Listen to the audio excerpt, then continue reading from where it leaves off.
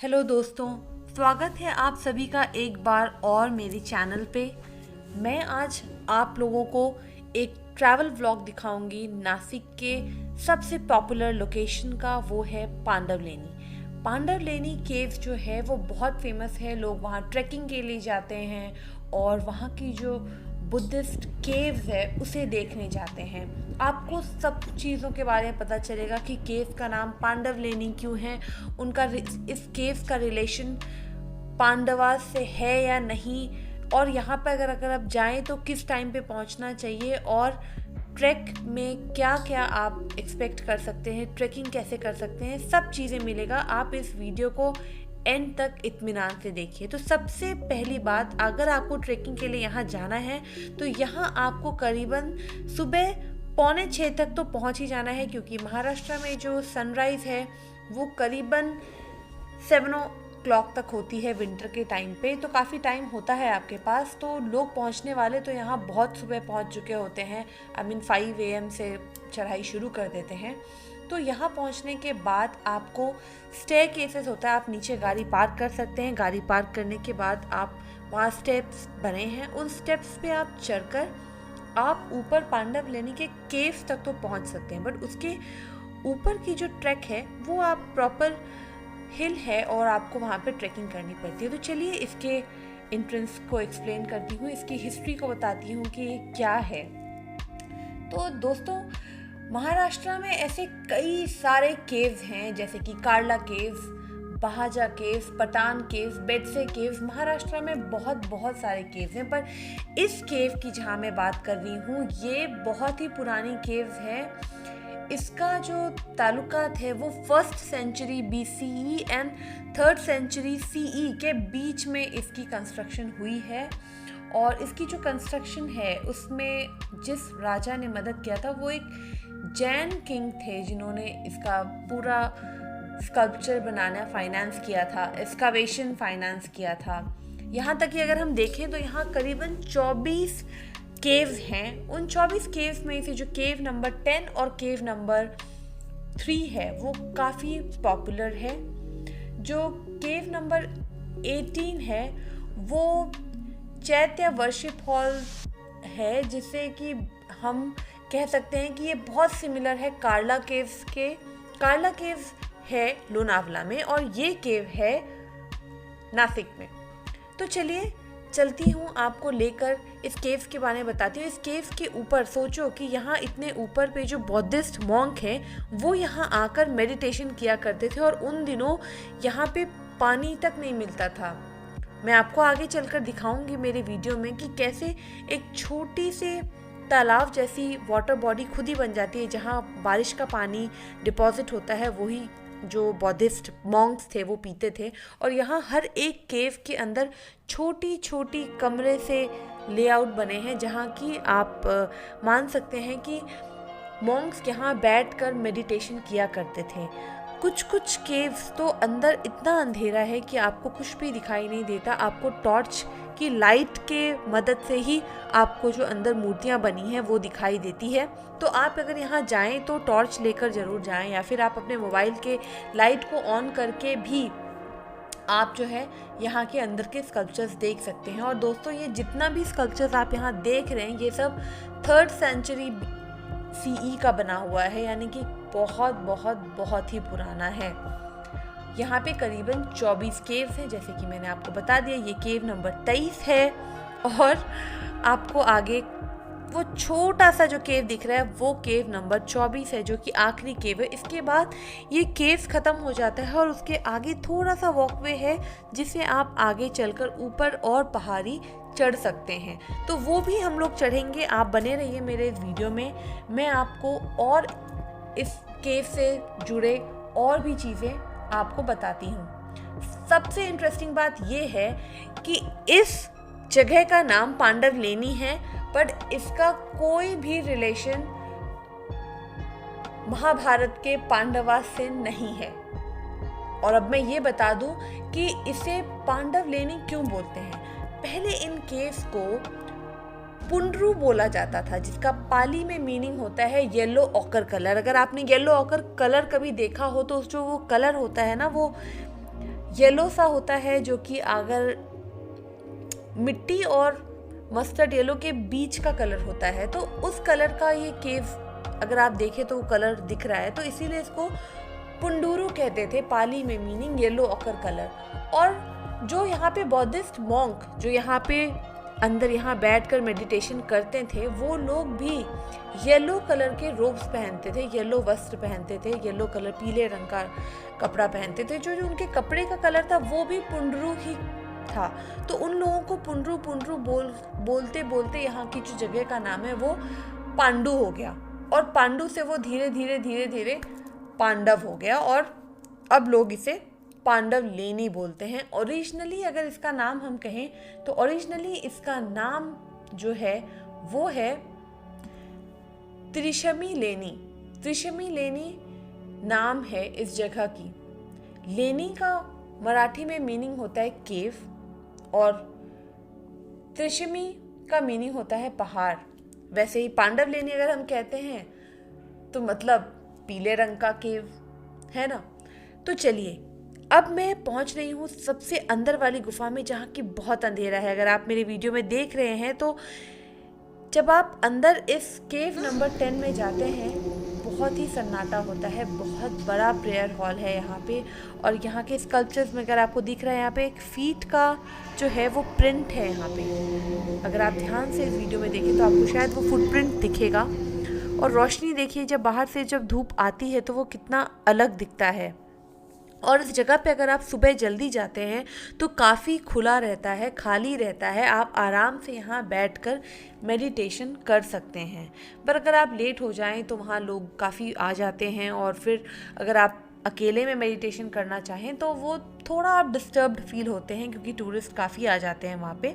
इसके लिए मैं कह रही हूँ कि आपको सुबह जाना चाहिए। सुबह काफ़ी लोग वहाँ पहुँच जाते हैं, आप अर्ली पहुँचिए, और पहुँचकर इस जगह का आप जो रियल मीनिंग है उसे समझिए, आर्किटेक्चर को देखिए, मेडिटेशन कीजिए। और बहुत ही सुंदर जगह है, बहुत ही ज़्यादा सुंदर जगह है। आपको आश्चर्य होगा कि इतने ऊपर जाकर लोगों ने किस तरीके से ये एक्सकवेशन किया होगा, और किस तरीके से इसमें एक एक कार्विंग की गई है, और हर एक जो मूर्तियाँ हैं यहाँ पे उसका एक मीनिंग है। हर एक मूर्ति में जो पोस्चर है बुद्धा का वो अलग है। कहीं पे पद्मासन में बैठे हैं तो कहीं ध्यान में बिल्कुल बैठे हैं। हर जगह जो उनका पोस्चर है वो बहुत ही यूनिक है और बहुत ही अलग है। अगर आप इस जो केव नंबर 10 है उसके अंदर आप जाएंगे, जब अंदर वाली मूर्ति एक्सट्रीम जब अंदर जाएंगे तो वहाँ का जो टेम्परेचर है ना वो बाहर के कंपैरिजन में 2-3 डिग्री ऑटोमेटिकली कम हो जाती है, क्योंकि वहाँ इतना ठंड और इतना अंधेरा होता है कि वहाँ का टेम्परेचर भी बहुत कम होता है। और अब देखिए तो हर एक केव के अंदर का जो ब्यूटी है वो बिल्कुल ही अलग है। यहाँ पे करीबन 24 केव हैं, उसमें से एक जो केव है ना वो डेडिकेटेड है जैनीज को। तो वहाँ पे अगर आप जाएंगे तो आपको जो जैन के भगवान है उनकी एक मूर्ति आपको वहाँ पे दिखेगी। तो इस जगह पे आप जाइए, इत्मीनान से समय लेकर जाइए और आराम से बैठकर मेडिटेशन कीजिए। ये ऑरा क्लिनजिंग के लिए तो बेस्ट जगह है। मैंने भी यहाँ बैठ के करीबन 15 से 20 मिनट मेडिटेशन किया था, और बहुत बहुत बहुत ही पॉजिटिव वाइब्स हैं इस जगह की। ये है वो स्तूपा जहाँ मैं बात कर रही थी, ये भी प्रेयर हॉल है और बहुत ही यूनिक है इसका आर्किटेक्चर। तो अगर आप यहाँ जाते हैं तो ये केव नंबर 3 है। इस केव में आप ज़रूर जाइए, क्योंकि ये केव बहुत बहुत ही सुंदर है। और इसके बाद मैं आपको बताऊंगी कि ट्रैकिंग के लिए अगर आप जा रहे हैं तो ट्रैकिंग के लिए देखिए यहाँ तक तो आप सीढ़ियों से चढ़ गए, पर यहाँ से ऊपर अगर आपको जाना है, देखिए बहुत सारे केव्स हैं, ऊपर चढ़े आप एक एक केव्स के अंदर आप जाके घूम सकते हो। बहुत सारे लोग यहाँ पे आसपास आपको एक्सरसाइज करते हुए दिखेंगे। बट ये जो डायरेक्शन में आपको लोग जाते हुए दिख रहे हैं, तो आप इसके राइट साइड में भी जा सकते हैं इस केव के, और लेफ्ट साइड से भी चढ़ाई कर सकते हैं ऊपर की पहाड़ी के लिए। तो अगर आप राइट साइड की तरफ से अगर आप चढ़ाई करेंगे तो जो आपको जो रास्ता है वो शुरू में तो शुरुआत में काफ़ी इवन और काफ़ी अच्छा लगेगा, जैसे कि आप मेरे वीडियोस में भी देख रहे हैं। ये रास्ता बहुत ही हमें साफ़ सुथरा और बहुत अच्छा लगा कि वाह बहुत आसान होगा इधर से चढ़ाई, तो हम लोग चले जाएंगे। और दूसरी ख़ास बात जो इस रास्ते का है, अगर आप यहाँ से चढ़ाई नहीं भी करते हैं इधर से, तो अगर आप इधर यहाँ जाएं तो आपको सामने वो पहाड़ी दिख रही है ना, उस पहाड़ी से थोड़े आगे जैन टेम्पल है, जहाँ आप जाकर ये देखिए यहाँ पे ये जगह ख़त्म हो जाती है और यहाँ से ऊपर अगर आप आगे जाएंगे तो आपको सीधी चट्टान मिलेगी, जिसकी चढ़ाई बहुत मुश्किल है, आप नहीं चढ़ सकते। उसमें रस्सियाँ लगी हुई हैं, उसे पकड़ कर आप ऊपर चढ़ सकते हैं। वो काफ़ी रिस्की है गाइस, तो आप अपने रिस्क पे डिसीजन ले सकते हैं। मुझे तो लेफ़्ट साइड से जो ट्रैक करना ज़्यादा आसान लगा, तो मैंने तो लेफ़्ट साइड से ट्रैकिंग की। इस साइड से मैंने चढ़ाई नहीं की, मैंने बस जगह देखी। यहाँ से मुझे जैन टेम्पल का व्यू अच्छा मिल रहा था, तो मैंने जैन टेम्पल यहाँ ऊंचाई से देखा। और यहाँ से जो आपको हाईवे सामने दिखता है, मुंबई नासिक हाईवे, वो काफ़ी अच्छा व्यू है, वो देखा। उसके बाद मैं चली गई किधर, मैं चली गई लेफ़्ट साइड में। तो अब लेफ़्ट साइड की चढ़ाई मैं आपको दिखाऊं, तो जहाँ पे वो केव नंबर 24 ख़त्म होता है, एग्जैक्टली 24 नंबर केव पहुँचने के बाद आपको क्या करना है, आपको थोड़ा और आगे जाना है 4-5 स्टेप, और आपको रास्ता ऑटोमेटिकली मिल जाएगा।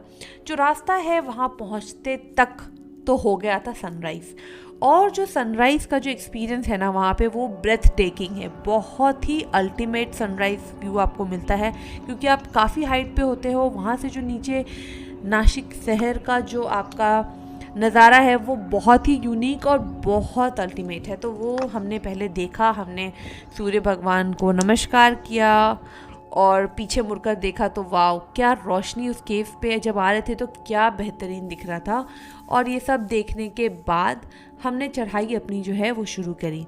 शुरू में जो शुरुआत में जो आपको रास्ता मिलेगा वो थोड़ा ठीक ठाक ही है, आपको लगेगा कि हाँ आप आगे तक जा सकते हो, मैं डराऊंगी नहीं, बट हाँ अगर आप वहाँ जा रहे हैं तो सबसे मैंडेटरी चीज़ ये है कि आपके शूज़ बहुत अच्छे क्वालिटी के होने चाहिए। आपने प्रॉपर जो स्पोर्ट्स शूज़ है वो आपको पहनना चाहिए, क्योंकि उसके अलावा अगर बहुत सारे लोग वहाँ मुझे मिले जो बिना प्रॉपर शूज़ के गए थे और गिरते हुए भी दिखते हैं लोग, तो काफ़ी इंजरी हो सकती है दोस्तों। तो इसलिए आप वेल प्रिपेयर्ड जाइए। जो रास्ता दिख रहा है आपको, ये ऐसे मिट्टियों का रास्ता बना है और प्रॉपर ट्रैक के लिए आपको प्रिपेयर होके जाना होगा। अगर आपके पास बैग है तो बैग में पानी का बॉटल रख के, बैग होना चाहिए, आपके स्पोर्ट्स शूज़ होना चाहिए, फिर जाना चाहिए।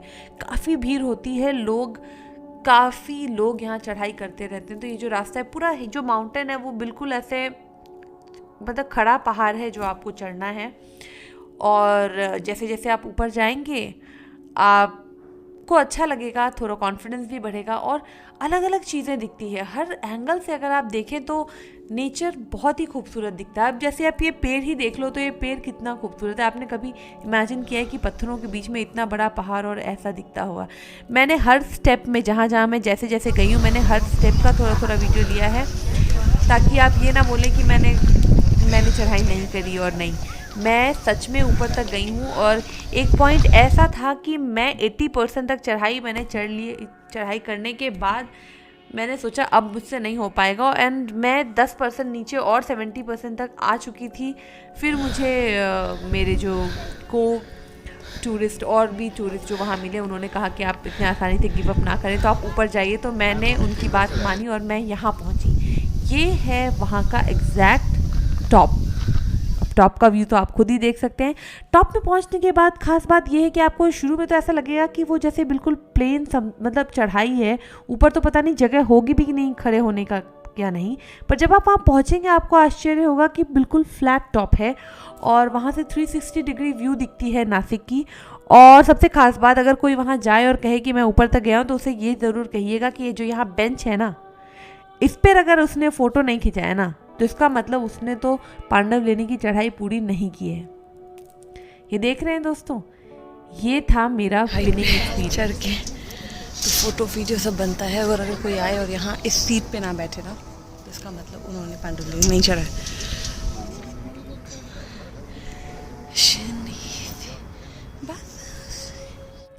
और जैसे ये चढ़ाई ख़त्म हुआ, उतरना उतना ही डिफ़िकल्ट होता है। चढ़ाई आप कर तो लेते हो, पर जब आप उतरते हो ना तो पता चलेगा। ये देखो, ये था वो रास्ता जिससे मैंने चढ़ाई की थी। तो इस तरह का चढ़ाई है, आपको बिल्कुल प्रिपेयर होके जाना है, मेंटली प्रिपेयर होके जाइए। जो पानी वानी का बॉटल है, शूज़ है, हर तरीके से तैयारी करके जाइए। और जब आप नीचे आ जाएं तो आपको तरह तरह के जूसेस मिलते हैं, जैसे तुलसी का, आंवला का, बीटरूट का, कोकम का, नीम का, करेले का जूस, बहुत फ्रेश जो है आपको नीचे जूसेस मिलते हैं, स्टॉल्स बने हैं। आप उन्हें पे कीजिए, फ्री नहीं है ऑफ कोर्स, आपको पे करना होगा। आप पे कीजिए और वो एक ग्लास जूस पीजिए। तो मैंने भी यहाँ नीचे पहुँच के पहले नीम का, और क्या पिया था मैंने, नीम का पिया था, साथ ही मैंने पिया था कोकम, और ये पिया था, इसे कहते हैं नीरा। नीरा मीनिंग कि ये खजूर का पेड़ होता है ना, उस खजूर के पेड़ से ये लोग फ्रेश कोई तो जूस निकालते हैं। वो फ्रेश पियो ना तो बहुत मीठा होता है। मैंने भी पहली बार टेस्ट किया था, पर सच में बहुत ही अल्टीमेट था और बहुत रिफ्रेशिंग था। तो मैंने वो पिया और वो पीने के बाद रिलैक्स किया, और रिलैक्स करने के बाद मैं वापस घर आ गई। तो आप भी अपना कोई मॉर्निंग ऐसा ट्रैक प्लान कर सकते हैं और पांडव लेनी जा सकते हैं। और हाँ दोस्तों, अगर आपको मेरा ये वीडियो पसंद आया हो, यूज़फुल लगा हो, तो प्लीज़ मेरे इस वीडियो को अपने दोस्तों के साथ शेयर करना मत भूलना। और मेरे चैनल को अगर अभी तक लाइक, शेयर, सब्सक्राइब नहीं किया है तो प्लीज़ मेरे चैनल को सब्सक्राइब करो और बेल आइकन प्रेस करो, क्योंकि मैं आपके लिए बहुत सारे ऐसे ट्रैवल व्लॉग्स लेकर आने वाली हूँ। तो चलिए मिलते हैं मेरे अगली वीडियो में।